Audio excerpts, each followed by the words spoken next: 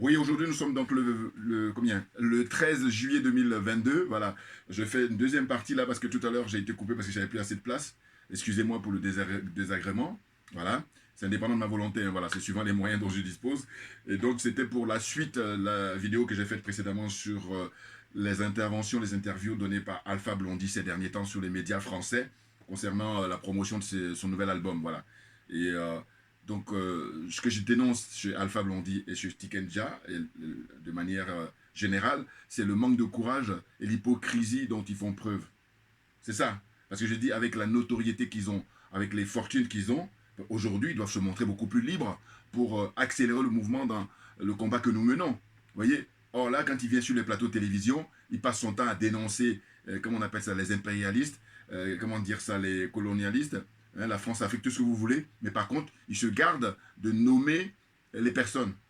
Il se garde de dire, Monsieur Alassane Ouattara, vous n'êtes plus à la hauteur, déposez votre charge, laissez la place à un autre, comment dire, compatriote, à un autre panafricain, hein, qui est patriote et qui va défendre beaucoup mieux, hein, les couleurs du pays. Voilà, vous voyez, il ne fait pas ça. Il nomme pas Macky Sall, il nomme pas les dirigeants africains, il les nomme pas. Il va parler de la CEDEAO, il va parler de l'Union africaine, voilà, de manière, c'est général. Donc je trouve que c'est trop facile. Vous voyez.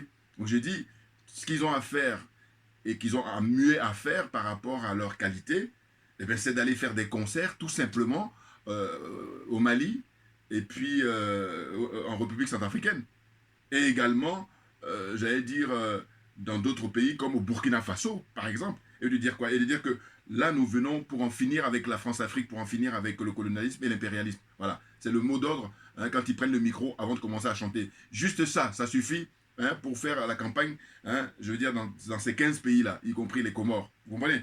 Ils n'en sont pas capables. Ils attendent que la France, à travers ses, comment dire, ses sponsors, c'est-à-dire RFI, France 24, Orange, Canal+, tout ça, voilà. Ils attendent ça. Et là, maintenant, ils vont se précipiter. Même deux fois, ils sont même en train de demander, j'imagine, hein, ils doivent demander les dates. Hein, avant même que ces grandes structures-là mettent en place des concerts dans leur calendrier. C'est incroyable.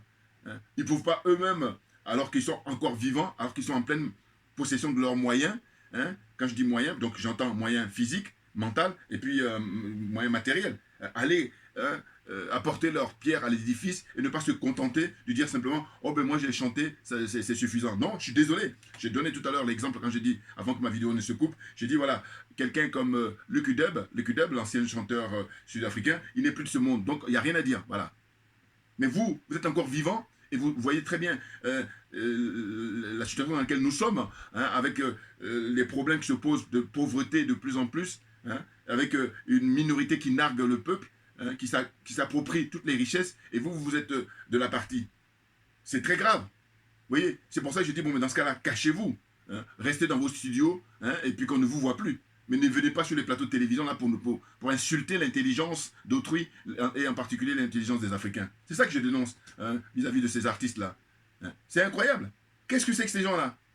Je dis, mais si on suit votre logique, eh bien, on est rendu, je sais pas, peut-être même rester esclave jusqu'à la fin de nos vies. C'est clair. Ben oui. Non, parce que venir là gueuler en permanence sur la France-Afrique, sur machin, alors que tu seras beaucoup plus efficace. Enfin, vous seriez beaucoup plus efficace à la Fab Blondy et Tikenja si vous allez faire les concerts. Ce que je dis là, je le répète, mais parce que je dis que quelqu'un me dise si ça, c'est moins efficace que venir faire l'espèce de fanfaronnade sur les plateaux de télé. Mais bien entendu, c'est trop facile. La preuve en est, ils vont le réinviter le mois prochain. Alors que si jamais il se permet d'aller faire les concerts dans ces pays-là, vous allez voir qu'ils ne vont plus l'inviter. Mais il faut assumer. Et oui, parce que moi, qu'est-ce qui me donne la force de pouvoir faire ces vidéos-là? Alors que Dieu se sait si j'avais plus de moyens, mais bien entendu. Et le peu de moyens que j'ai, regardez ce que je fais là. Alors vous imaginez, suite logique, voilà. Et maintenant, ce qu'il faut faire, c'est s'entraider, hein, pour qu'on soit tous gagnants. Voilà, c'est ça le message à retenir. S'entraider pour qu'on soit tous gagnants. Et non pas rester toujours là, dans une espèce de jalousie comme ça qui nous prive, hein, du bien-être. Voilà. Et qui fait que nous sommes les derniers. Hein, les derniers. Les gens nous piétinent alors que c'est nous qui sommes normalement les numéros 1. Ils le savent. Mais bien entendu qu'ils le savent. Mais comme ils voient que justement, il y en a, en tout cas certains, pas nous tous, mais certains, en tout cas c'est clair, sont faciles à corrompre, c'est pour ça qu'ils se font plaisir. Et bien entendu. Vous voyez? Donc là, ce que je voulais dire, quand la vidéo, avant que la vidéo ne se coupe, c'était pour parler de la rencontre qui va y avoir lieu entre le président Gbagbo, le président Alassane Ouattara et le président, comment dire, Henri Konan Bédié. Voilà. Hein? Vous avez le président actuel, Alassane Ouattara, et puis les anciens présidents. Hein? Ils vont se rencontrer le 14 juillet 2022, c'est-à-dire demain, parce qu'aujourd'hui on est le 13. Bon. Mais j'ai dit, mais quand j'ai écouté là récemment Afrique Média, j'ai vu que les frères panafricains et compatriotes, notamment Baba Nicolo, que j'aime beaucoup, hein, parce qu'il a beaucoup d'humour, un jeune frère à Djoukroux là, ben, ils étaient tous à dire que oui, l'initiative, elle vient de, comment dire, des présidents Henri Konan Bédié et du président Gbagbo quand ils l'ont rencontré précédemment. J'ai dit d'accord, mais sauf que, qui est-ce qui a fixé la date? Ça m'intéresse. Or, c'est M. Ouattara qui a fixé la date qui lui a été recommandée par ses patrons, c'est-à-dire les Américains et les Français en particulier. C'est là où je dis, mais arrêtez de dire qu'ils sont à l'initiative de l'invitation, parce que finalement, ça aurait été intéressant que eux, par contre, quand M. Ouattara propose le 14 juillet, qu'eux disent non. Pourquoi le 14? Le 14, c'est la fête nationale des Français. Mais nous, ce qu'il faudrait, dans ce cas-là, pour marquer le coup hein, au niveau symbolique, c'est de dire, bon, on va le reporter au 7 août, par exemple. Ça aurait de la gueule, ça aurait eu de la gueule. Oui, je dis, des petits trucs comme ça qui ne mangent pas de pain, ils en sont incapables. Donc, tous ceux qui soutiennent le président Gbagbo, tous ceux qui soutiennent le président Henri Konan Bédié, mais si vous n'êtes pas capable de prendre conscience de ça, mais je dis, mais arrêtez de faire le malin. Mais oui, parce qu'il y a des choses beaucoup plus compliquées. Là, je comprends. Mais là, c'est pas compliqué, là. Mais s'il y a un truc aussi simple, ils n'arrivent pas à camper sur leur position, mais vous comprenez bien qu'ils en sont incapables de faire libérer les frères et sœurs qui sont en prison encore pour des délits d'opinion, ou les frères et sœurs qui sont encore en exil. Vous comprenez? Ou les gens qui meurent parce qu'ils n'ont pas là où dormir, hein, avec les gens qui dorment dans les cimetières en Côte d'Ivoire. Nous sommes au XXIe siècle. Vous vous rendez compte hein?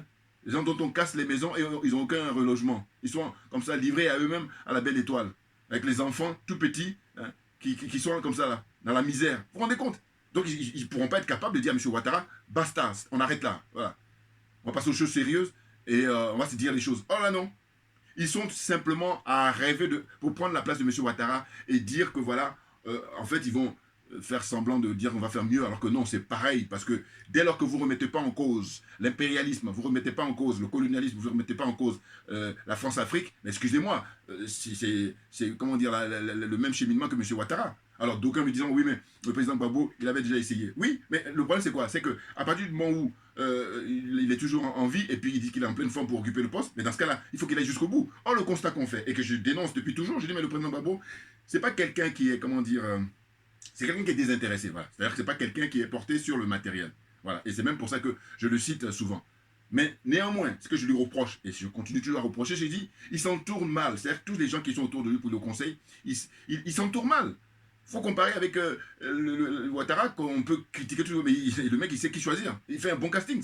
D'ailleurs, c'est ce qui lui permet. Alors, c'est vrai que lui, il a la chance d'être soutenu par les Français. C'est clair, il a la chance de dire que c'est facile. Voilà. Mais cela dit, le président Gbagbo, il a le cul entre deux chaises. C'est ça qui le perturbe. Hein. Et bien entendu, il faut choisir ton camp. M. Ouattara, par exemple, il a choisi son camp. Il est dans le camp des impérialistes, dans le camp de l'OTAN, là, l'empire du mensonge, hein, dans le camp des jeux de la France africaine, hein, de la France. Là, c'est clair. Alors que M. Gbagbo, il va venir de je suis avec le peuple, mais par contre, j'ai un pied avec vous, mais par contre, j'ai un pied avec les Français. C'est ça qui fait qu'on est toujours en train de perdre du temps. Hein. On est dans cette situation-là. Je dis qu'on est en train de reculer. Mais bien entendu, regardez la pauvreté aujourd'hui en Côte d'Ivoire comparativement aux années 60-70. Par exemple. C'est incroyable. Ils s'entourent mal. Puis là, quand tu vois qu'ils disent qu'ils font de la politique et la critique qu'ils portent, ils sont tous en train de, comment dire, critiquer Charles Blé Goudé. Mais vous en êtes rendu là? Mais le passeport de Charles Blé Goudé, attendez, mais monsieur, est-ce que vous... Alors, ce que je constate, c'est que je pose la question. Que sont ceux qui veulent se mettre à la place de Charles Blé Goudé? C'est-à-dire ce qu'il a vécu. Voilà. Hein, depuis son arrestation au Ghana, et puis il a été déporté. D'abord, il a vécu 14 mois, je crois, dans les geôles de la prison policier, enfin, maison d'arrêt là-bas au plateau, enfin, hein, il a été torturé, hein, physiquement et moralement. Hein. Au bout de cette période-là, ils l'ont transféré ici aux Pays-Bas à la CPI. Et quand il arrive, ce qui m'a marqué à l'époque, c'est que la première phrase qu'il prononce, c'est qu'il remercie les juges d'avoir... Vous rendez, on est rendu là, on est au 21e siècle, les Africains, les Noirs.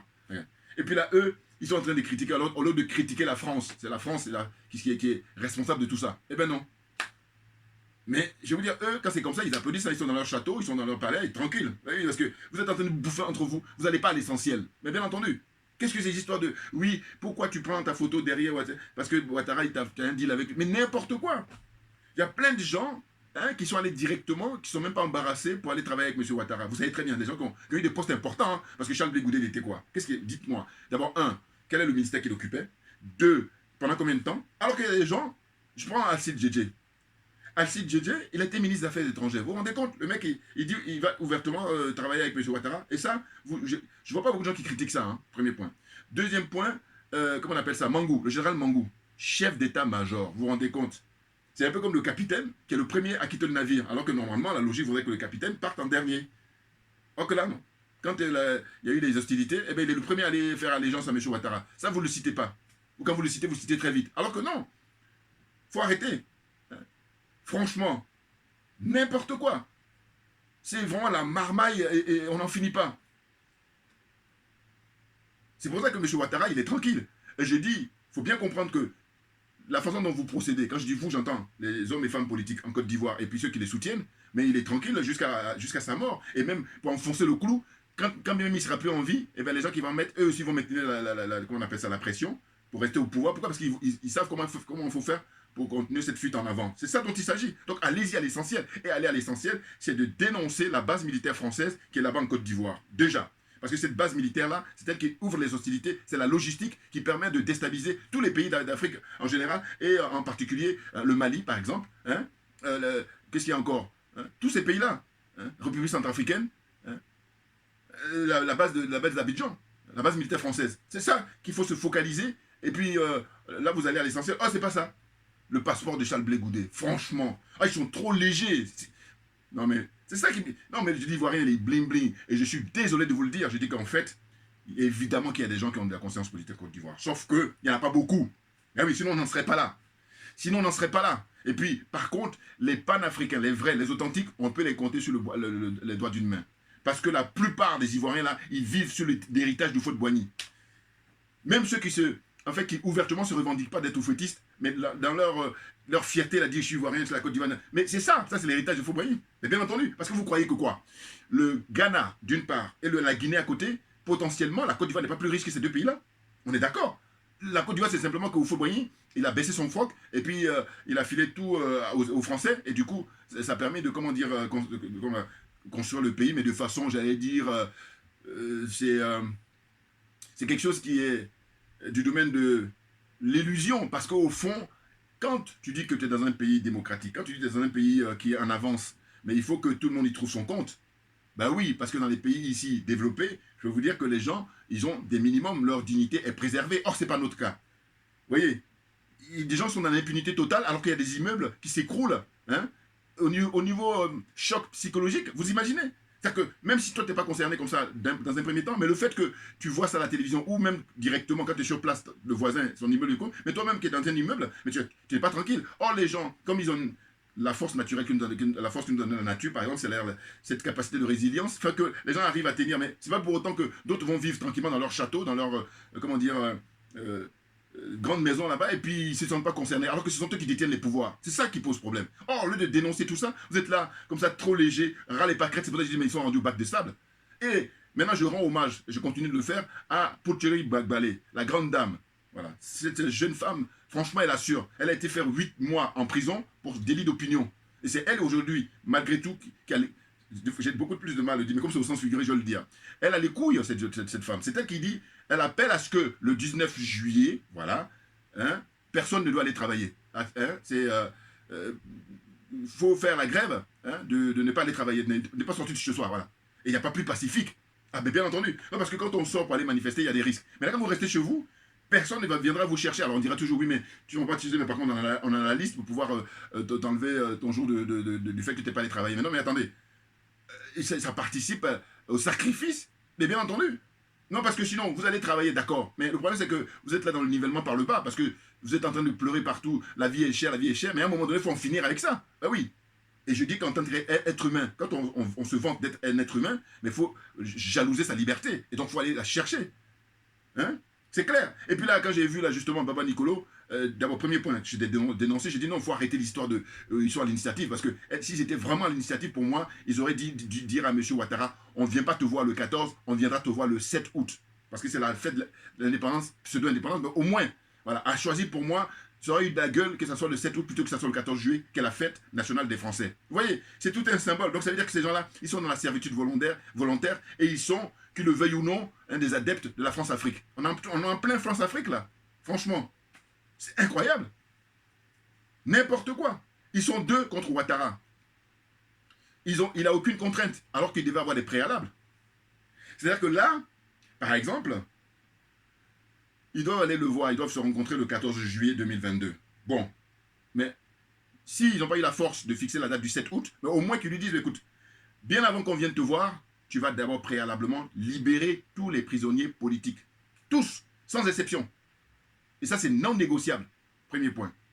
Deuxième point, tous les Ivoiriens qui sont en exil doivent rentrer d'abord. Et c'est ensuite là, c'est à partir de là qu'on viendra te rencontrer. Oh là non, ils sont là, hein, ils sont tenus, bien entendu. Le plus tenu même, c'est M. Henri Konan Bédié. Bien entendu. C'est le plus tenu parce qu'en fait, il a des biens dont il tient à ces biens-là. C'est pour ça qu'il peut... Alors on dit, oui, mais vous savez, le PDCI, ils n'ont pas la culture de... Mais la culture de quoi? Non. À un moment donné, c'est trop facile. Au nom de quoi? C'est quoi? Toi, tu es le roi? Non. Il faut mouiller le maillot. Oh, on livre les pauvres citoyens et ils vont prendre des balles, ils vont prendre des trucs comme ça pour mourir. Et puis après, vous allez venir maintenant vous asseoir dans les fauteuils. C'est trop facile. Des lâches comme ça. Non mais c'est fatigant. On laisse se dire les choses. Il faut mettre les cartes sur table. Bouya. Moi je suis pour. C'est ce que je dis tout souvent. Je dis mais moi ma religion c'est la vérité et la justice. Parce que en procédant ainsi, tout le monde est gagnant. Personne ne peut me dire le contraire. Mais voilà. Qu'est-ce que c'est que ces gens-là? En train de dire oui, regardez ce qui se passe au Mali, les gens sortent. Mais les gens sortent parce que les leaders, ils montent au créneau d'abord. Prenez l'exemple du Sénégal. Voilà. C'est un exemple très intéressant. Le Sénégal, c'est les leaders comme Ousmane Sonko, ils montent au créneau, ils donnent des sueurs froides à, comment dire, à Macky Sall, et c'est ainsi que les gens, hein, ils battent le pavé. Oh, en Côte d'Ivoire, alors on me dira, oui, mais il faut aller au bout. Eh oui, t'as commencé un travail, eh bien, il faut aller au bout. Or là, il suffit que M. Ouattara, il tape des pieds, ils sont tous, ils rentrent dans les taniers, ils vont se planquer. Voilà. Moi, mon problème avec eux, c'est de dire quoi? C'est-à-dire que, écoutez, si le peuple sort pour aller prendre des risques, eh bien, vous devez venir maintenant en marchant, hein, comment dire, sur la pointe des pieds pour chercher à prendre des fauteuils. Donc, vous ne devriez même pas prendre les fauteuils. C'est le peuple qui doit choisir. Or, ce n'est pas le cas. Vous vous planquez, vous restez cachés les mabriques, toi, que la compagnie. Hein, et puis, quand le peuple, il fait le sacrifice, mais vous venez vous asseoir. Moi, je suis ministre d'État, ministre de quoi? Président, n'importe quoi. Des trouillards. Ah, même c'est fatigant. C'est dingue, ça. Quand j'écoute là l'émission de le frère Kofi, tout ça, tu vois les témoignages, oui, comment ça se fait que... Non, mais la solution, elle est simple. Les leaders politiques, femmes, hommes et femmes, ce sont eux qui doivent assumer, avoir plus de couilles. S'ils avaient plus de couilles, le peuple y suit. Voilà. Et je vais redire ce que j'ai dit encore hier dans ma vidéo passée. J'ai dit, voilà, le président Gbagbo, le président Henri Konan Bédié, comme là, ils ont l'occasion de rencontrer, comment dire, M. Ouattara, ben, il faut profiter, comme ils vont prendre le micro, ils vont faire une conférence de presse, ils vont faire des déclarations, mais il faut profiter pour dire qu'écoutez, cette fois-ci, nous allons la faire court. C'est-à-dire, là, nous profitons de votre présence, messieurs, dames, pour dire que nous en avons marre, là, nous sommes en 2022, au XXIe siècle, de la France-Afrique, de l'impérialisme et du colonialisme. C'est terminé, fin de la conférence. C'est tout. Et là, le peuple aura compris le message, et la jeunesse en particulier. Vous allez voir ce que ça va... Mais bien entendu, je suis trop convaincu de ça, et ceux qui sont honnêtes vont le reconnaître. Et ceux qui sont malhonnêtes, ceux qui sont dans la mesquinerie, ils sont dans la jalousie. Puis, mais non, mais c'est... Franchement, quand est-ce qu'on va sortir de cette servitude volontaire? On a tout, on a suffisamment de recul. Tout est là, sur la table. C'est même pour ça que les gens nous narguent. C'est même pour ça que les gens nous méprisent. Parce que je vais vous dire, il y a des gens qui n'ont rien contre nous. Mais en réalité, quand ils voient qu'on est dans cette situation-là, mais ils n'ont même pas envie d'avoir pitié. Ils disent, mais vous êtes des nazes, vous êtes des nuls. Moi, écoutez, mon expérience de vie ici en France, ça fait bientôt 40 ans, mais j'ai été dans différents milieux, notamment pour manifester et tout ça, et puis pour des réunions, des conférences et tout. Et puis j'ai eu l'occasion de discuter avec des personnalités, des personnes. Je veux dire, quand je finis de parler avec eux, je réfléchis, je dis, mais non, mais... Il y a des gens parmi eux qui nous sont hostiles, tout naturellement. Il y en a d'autres, pas eux tous, hein. Il y en a d'autres qui sont pas hostiles. Mais simplement quand ils voient qu'on se laisse faire comme ça, alors qu'on a un continent qui est le plus riche au monde, hein, on a des pays qui sont les plus riches au monde, potentiellement, et puis là, on laisse les gens venir se servir comme ça, facilement, hein, gratuit, et puis là, on les aide même à tuer les nôtres. Hein. Regardez, sanctions contre le Mali. Est-ce que ça a du sens au XXIe siècle? Et ceux qui soutiennent Alassane Ouattara, ceux qui soutiennent Macky Sall, ceux qui soutiennent Bazoum, la liste est longue, ceux qui soutiennent Patrice Talon. Vous trouvez que ça a du sens, ça? Parce que votre vie se résume simplement au matériel. Oh là là, mais c'est dingue, hein. Je vais toujours rester, c'est ça, mais Gardez mes vidéos, partagez mes vidéos au maximum, s'il vous plaît. Et les trollers en particulier, spécial dédicace. Voilà. Le seul service que vous demandez, partagez mes vidéos. Parce que je vous dis, vous les trollers, la pire des choses pour moi, c'est l'indifférence. Oh, le fait que vous êtes en train d'envoyer vos trucs là, vous branler sur vos claviers là, voilà, c'est déjà ça. Voilà, parce qu'il n'y a pas de saut métier. Bouya, voilà, ça c'est pour vous. Voilà. Non mais franchement, qu'est-ce que c'est que ces gens-là? Et à vouloir nier, hein, comment on appelle ça, la démarche, comme ça, la demande de Mme Poucheri Balé. Il faut lui rendre hommage à cette dame. Parce que je dis, à la limite, elle aurait pu se mettre en retrait. Mais dites-moi, parce que le monsieur qui parlait, lui, autant je connais le frère Baba Nicolo, mais par contre, je ne connais pas l'autre. Mais lui, ce qu'il disait, c'était, il dit non, qu'elle profite d'occasion parce qu'en réalité, les vraies forces, ce sont les forces, les adhérents des partis politiques. C'est pas faux. Mais sauf que je dis, mais quand c'est comme ça, je dis, mais pourquoi eux, ils prennent pas le devant? Et puis en plus, quand je l'écoutais hier, je dis, putain, j'aurais voulu qu'elle dise rien. Voilà, elle fasse pas d'appel pour le 19. Mais en réalité, elle n'aurait pas fait d'appel, les partis politiques, ils n'auraient pas fait cet appel-là. Voilà. Donc c'est ainsi qu'il faut lui rendre hommage. En prier, dire que c'est elle qui est courageuse. Elle a fait 8 mois de prison, et rien que ça, elle mérite du respect, total respect. Alors qu'il y en a d'autres, quand on leur menace même juste un jour, ils ont la trouille, ils donnent tout. Voilà, parce qu'il là, avec la peur qu'ils ont, la trouille qu'ils ont. Vous comprenez? Franchement. Non, l'autre qui a parlé hier pour dire que oui, en fait, ce sont les partis politiques qui ont la force. Je dis, mais d'accord, mais il ne suffit pas de dire que tu as la force, il faut pouvoir la montrer, maintenant, il faut pouvoir faire la démonstration. Hein, on passe à la pratique. Oh là, ils sont là, c'est vrai qu'on a la force et tout. Non. Ah, je dis, franchement, quand je l'ai entendu hier, je me suis dit, mais Madame Ballet, franchement, il aurait, si on pouvait faire match arrière, il dit, voilà, elle ne va pas faire d'appel pour le 19 juillet, et puis maintenant, on va voir ce que vous avez fait. Et rien du tout. Et puis M. Ouattara n'aurait pas mis la date du 14 juillet. Hein. Oui, parce qu'en réalité, selon moi, hein, je vais me tromper, mais à mon avis, il a fixé la date du 14 juillet parce qu'elle a monté les enchères en disant, voilà, la vie chère, personne ne va bouger ce jour-là, le 19 juillet. Voilà. Tout le monde, chacun reste chez soi. Et vous allez voir l'activité du pays. Alors que eux, ces gens-là, les adeptes de l'OTAN, là, les capitalistes, là, eux, ben c'est leur paradigme. Ah oui, la consommation. Voilà. Consommer. Du bling-bling, la légèreté, la cupidité. Voilà, c'est ça. Leur vie sur Terre, ça se résume à ça. Ah oui, franchement. Alors, je vais m'arrêter là. Non mais, bon, je présente mes excuses parce que c'est vrai que ça a coupé, c'est indépendant de ma volonté, je veux dire, franchement, c'est le manque de moyens qui fait que j'avais pas assez de tout, donc j'ai pu maintenant vider, comment dire, la mémoire, et puis la mémoire de mon téléphone, c'est ça qui a fait que j'ai pu faire, si je dis c'est important quand même que je fasse cette deuxième partie pour voir pour que ça se termine, voilà, parce que c'était coupé auparavant, voilà. Donc merci beaucoup pour votre attention, merci, et puis on lâche rien, comme je dis d'habitude, parce que c'est nous qui avons raison. Merci, à très bientôt. Voilà, vous voyez.